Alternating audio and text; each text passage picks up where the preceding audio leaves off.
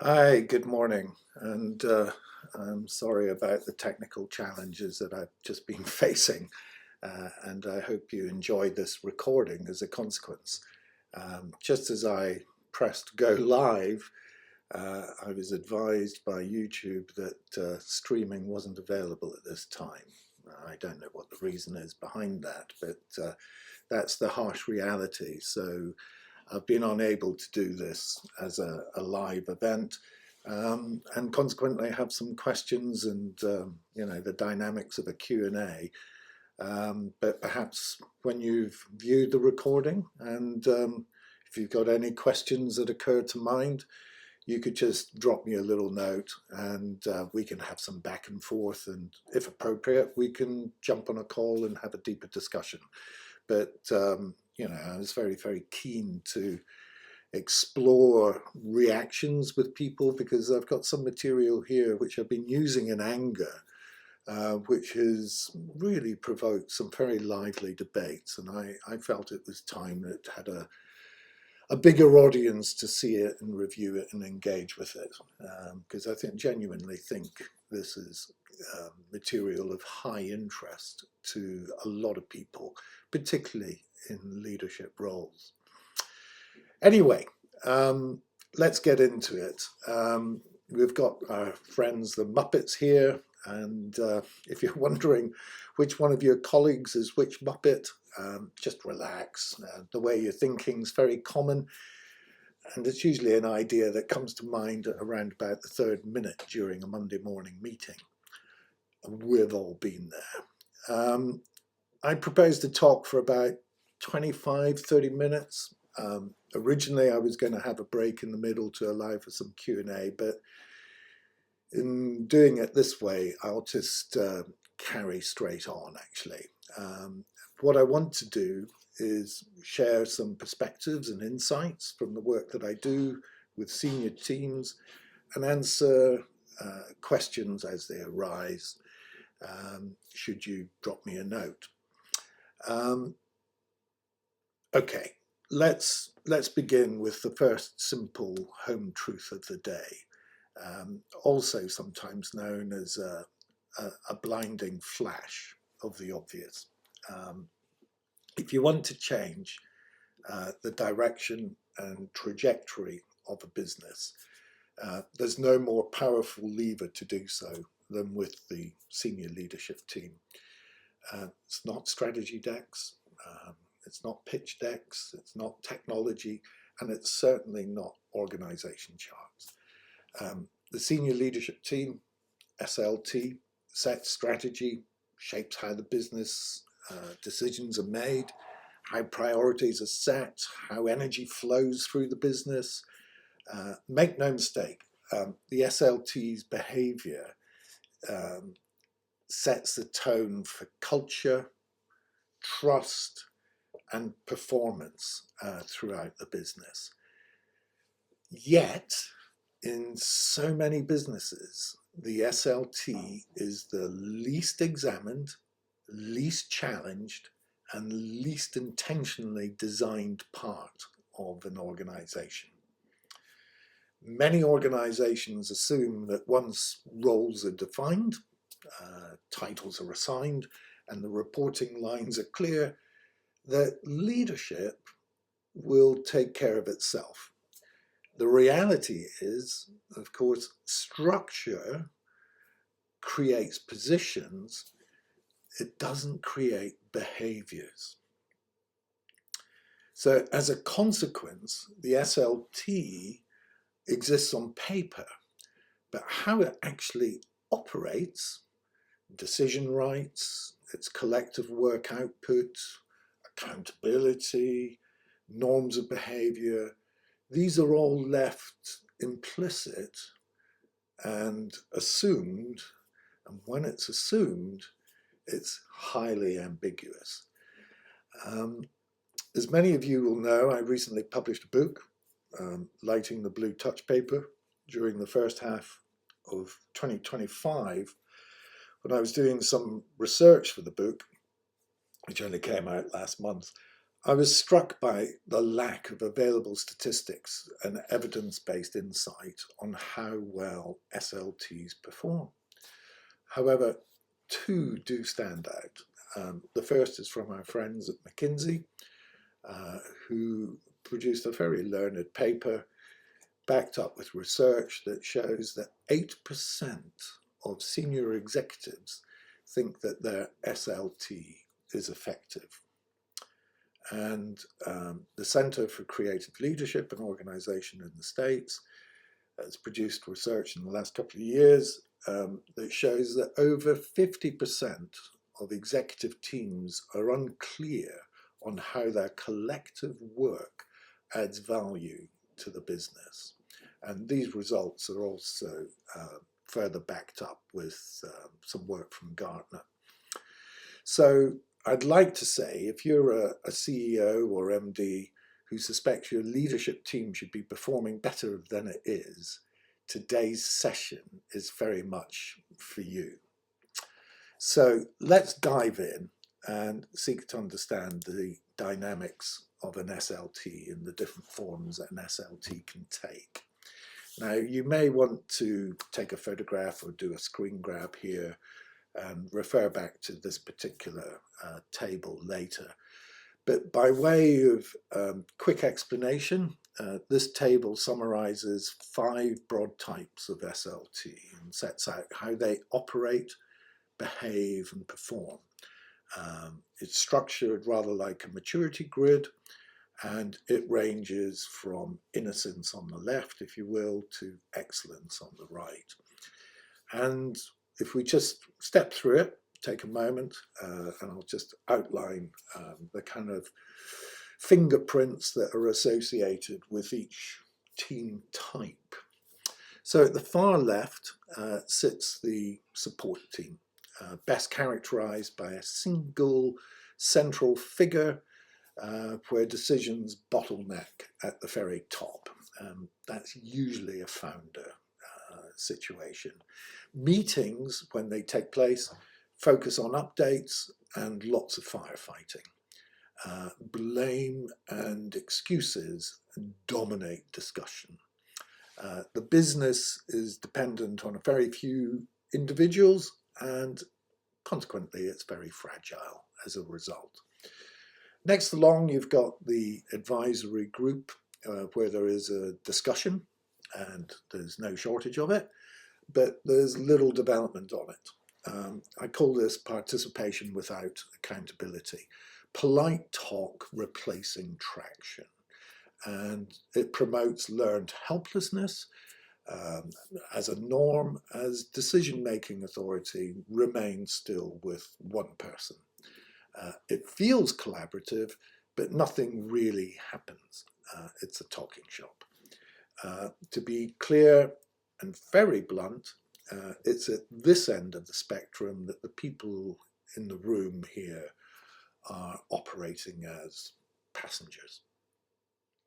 Then we see the functional team. Each leader optimizes their own area. Some coordination, for sure, but it's weak alignment. Tends to be very short-term, tactical focus and nature, and the culture that exists is shaped by compliance to process rather than ownership of the business. Silos persist. And again, being blunt, this group, as you can't really call them a team, despite the label that's applied here, they are pretenders. So further along the spectrum, you come to collaborative teams. Clear norms, defined decision rights, constructive challenge is expected, and alignment begins to drive both strategy and culture. The organization is and feels joined up. At the far right sits the enterprise leadership team. Radical candor is in full flow as constructive conflict is the order of the day. Strong, capable people holding roles in this senior team, but the key point is that the leadership is distributed throughout the firm as leaders are intent on leaders developing leaders, where decisions are taken closest to the action. So a leadership system is in place, and growth consequently becomes self-sustaining. So if you're here, you're an exceptional company. You're in the company of performers. So this spectrum is deliberately simple. It's very black and white in the way that it's painted here. And for sure there'll be some shades of grey, and this is always a lively discussion point in a workshop environment in terms of drawing the line vertically, in terms of how that profile emerges from the dynamics of any one senior team. It certainly provokes a lively debate and highlights key patterns of behaviour, both positively and, let's say, for improvement. So one key point arising from this kind of work on a spectrum, when you use that as a lens to view the performance of your senior team, what you see is how senior leadership behaviour ripples through the organisation.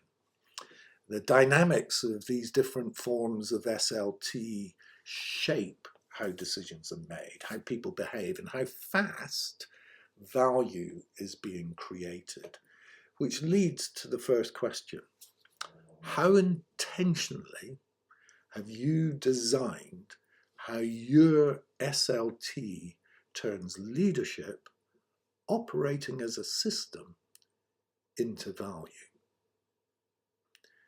Investors, buyers, and acquirers don't just look at the numbers.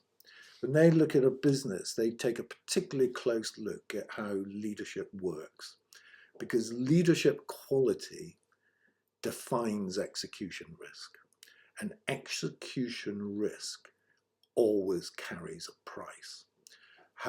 And so hopefully you can see from this visual the influence of the SLT and how it can act as a force multiplier, leveraging the leadership behavior it promotes. By intentionally moving to the right, you increase the impact of turning leadership into higher value. And you can look at all this and quickly say, yeah, I recognize us somewhere on that spectrum. I can see the implications that you're talking about here in terms of how that ripples on from a leadership style perspective. And that's good, that's helpful. And dare I say, that's the really easy part, doing that piece of the work. The hard part is being honest about where you really sit. When you're in your team, up to your eyes with all that needs to be done, under pressure, it's very difficult to actually see your own blind spots. People avoid awkward conversations, protect their patch, or assume everyone else sees things the same way. And I would suggest this is actually where an external facilitator really adds value. They don't have history, status, or politics to manage. Their job is simply to hold up a mirror and ask the questions a team would normally dodge. And without that independent challenge, the spectrum, as shown earlier, is purely descriptive. With it, with that challenge, the spectrum and the implications that it highlights here for leadership becomes diagnostic and developmental. And in my experience, sadly, everything that I'm saying about the realities of an underperforming senior team is realized too late. And usually after a business has entered a sales process or some major event in terms of a M&A activity. As I progressed my research on the book during 2025, I had several conversations with both sellers and buyers of businesses that particularly focused on how senior teams are reviewed, and critically, how they're valued. So going back to the SLT spectrum, let's consider how all this translates into value. And you'll see on the left-hand side of the spectrum, businesses that are made up of passengers routinely attract discounts of up to 30%. On the right-hand side, genuinely enterprise-led teams can command premiums of 10 to 20%. And the difference here in the valuation is not intent, it is behavior. Passengers, pretenders, and performers. When it comes down to how much money finds its way into your pocket, who do you now want round the top table? The quality of performance of your senior team directly impacts the price others will pay for your business. So to be absolutely clear here, the investor's evaluation might very well be based on a multiple of earnings, 4 to 6 times typically, and it typically lands, in that range. Exceptional businesses, obviously, at a higher premium. Broken businesses, much more reduced. But a business that's been preparing itself for sale over a 2-3 year sort of time period would run in at a range of between 4 and 6 times. And then when you get to the business end of negotiations and the down valuations begin to come onto the table, the SLT will be bringing the value down on that multiple by up to 30% if it is seen, understood, and profiled as a support team or an advisory group. At the very beginning, I said that SLTs matter, and the comment usually provokes a knowing yawn as everyone nods along as if that's such an obvious statement, and it is, but it comes with an uncomfortable truth. There's a well-documented leadership paradox that the teams most confident in their effectiveness are often the least accurate in their self-assessment. And the confidence capability gap is very common. It's actually remarkably easy to spot it in others, but less frequently do leadership or people see it in themselves. And at the risk of being indelicate, most leadership teams are very good at holding others to account. Functions, departments, delivery teams. There's usually no shortage of KPIs to inform a judgment. But senior teams are far less disciplined at asking one very simple question. How effective are we collectively at doing our job? And uniquely, there is an absence of data at this point in the organization.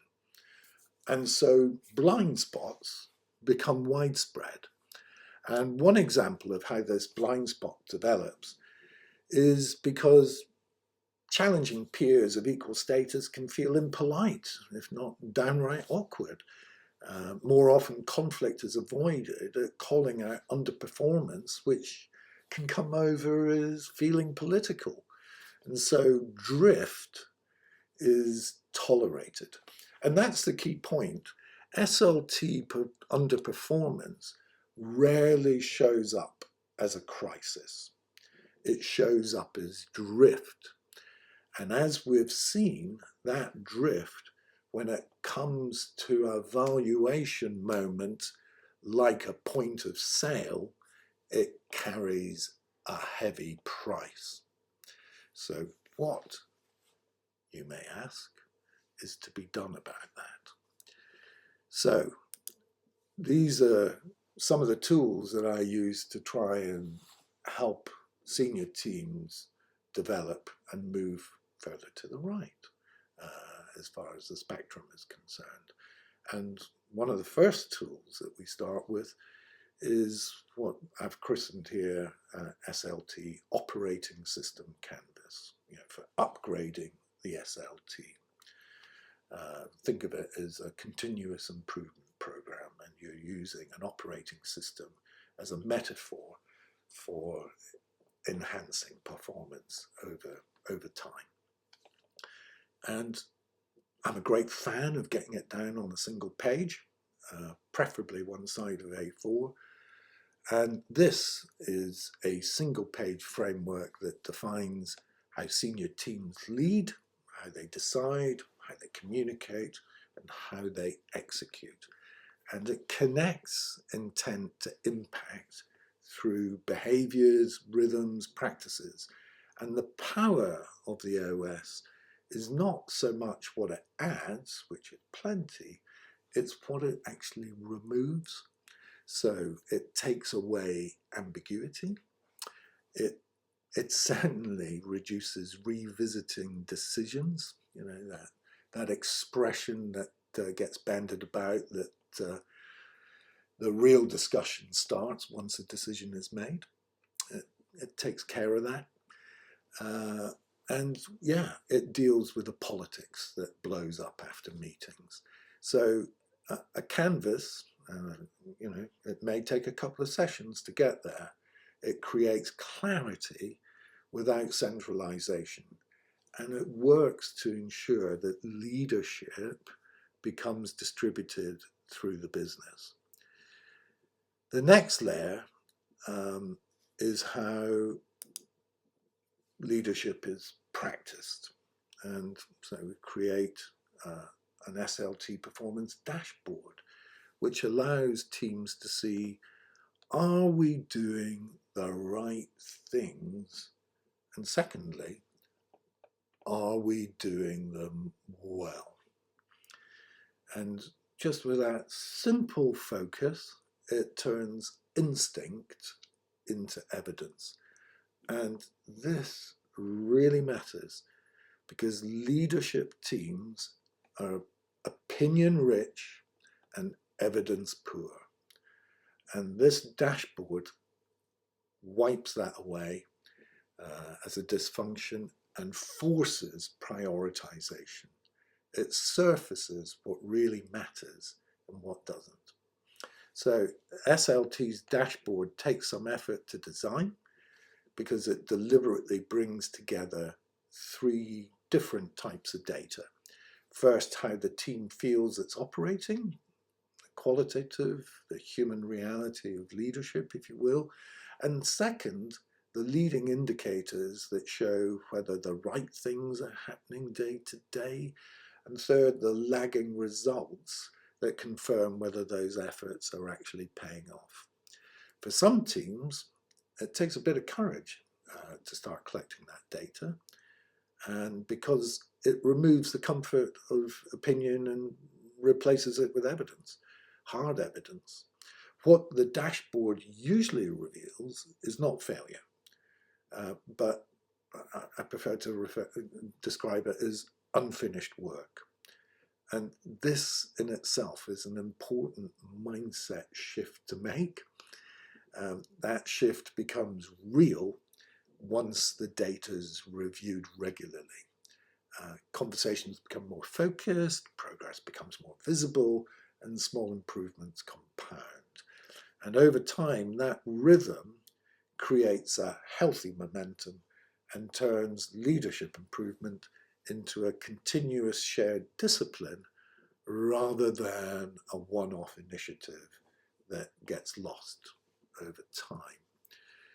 So in Lighting the Blue Touch paper, I talk about 6 ingredients that show up again and again in leadership teams that really work and really perform. I'm not going to labor all 6, but this is the mix that tends to make the difference. Yeah. So first up, clear ways of working built on real human connection with each other.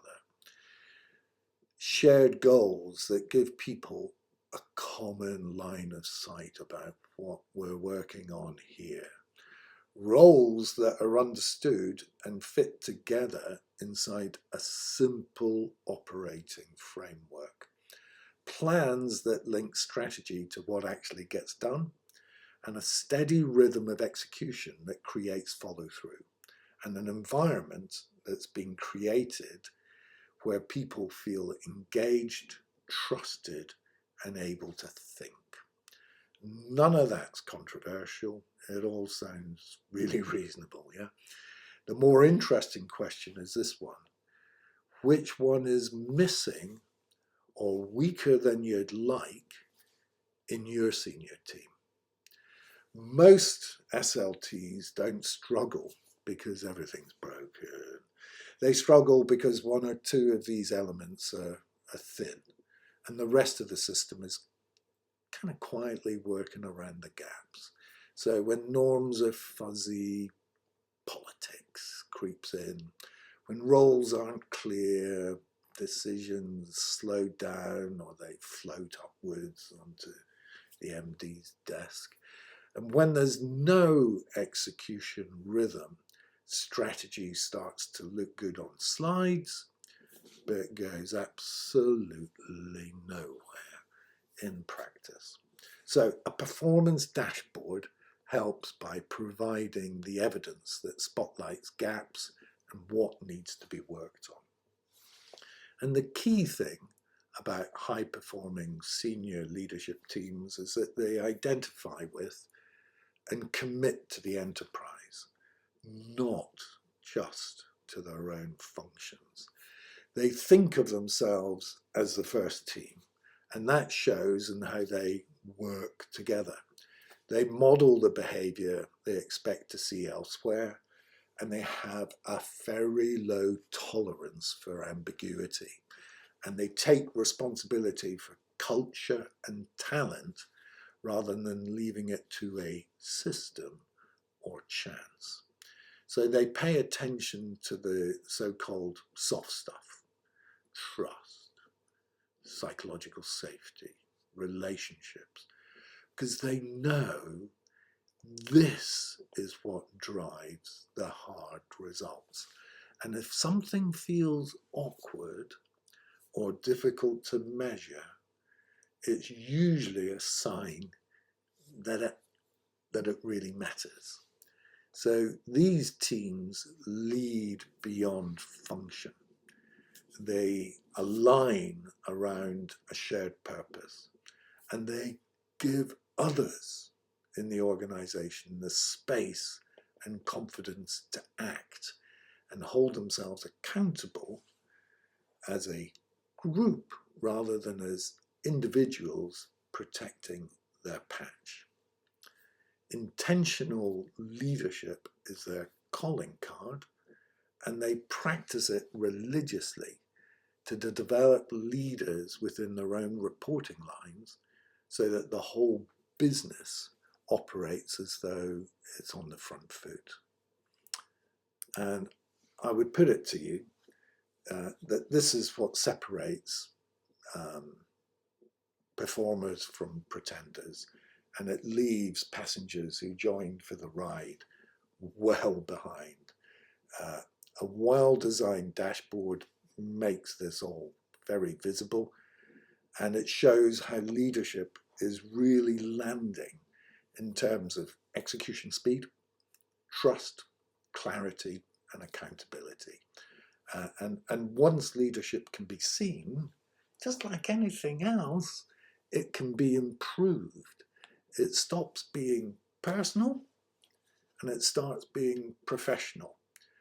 And this is where it all comes together. Strong SLTs reduce execution risk, they increase predictability, and they build investor confidence, attracting a premium at sale, in all likelihood, further opportunity for its members on a bigger stage. Leadership maturity is a genuine commercial asset, not just a nice, fluffy idea. And so to close, I would sum all this up with a second home truth, which really resonates with me in all the work that I do. That when it comes to turning leadership into value, you reap what you sow. So let me finish with a very simple choice. You can let your leadership team evolve by default, shaped by habits, personalities, and whatever pressures happen to be loudest at the time, or you can step back and design it deliberately in line with what the business now needs, rather than how it's always worked. That choice has consequences. Teams operating as passengers quietly erode value. Pretenders burn time and energy without really terribly much to show for it. Performers, on the other hand, build enterprises that people are willing to pay a premium for. And so the real question isn't what sort of business do you run? It's what senior leadership team are you choosing to build? And do you know how much enterprise value that choice is costing you right now? If all this has stirred up a few uncomfortable thoughts about your own senior team's setup and performance, a good starting point to address the challenges that exist is with a facilitated SLT spectrum workshop. It creates a clear, shared view of where the team honestly sits and why. And it gives you a practical way to talk about and plan for what would need to change in order to move to the right and recover the value that's being lost. If you'd like to explore that in more detail, please scan the code and book a call. I've opened up some slots in my diary over the next couple of weeks. So, happy to continue the conversation and answer any question that you have around methods and why is the approach tailored that way? What experience have you had that makes you engage in that style and in that form and asking those questions, whatever.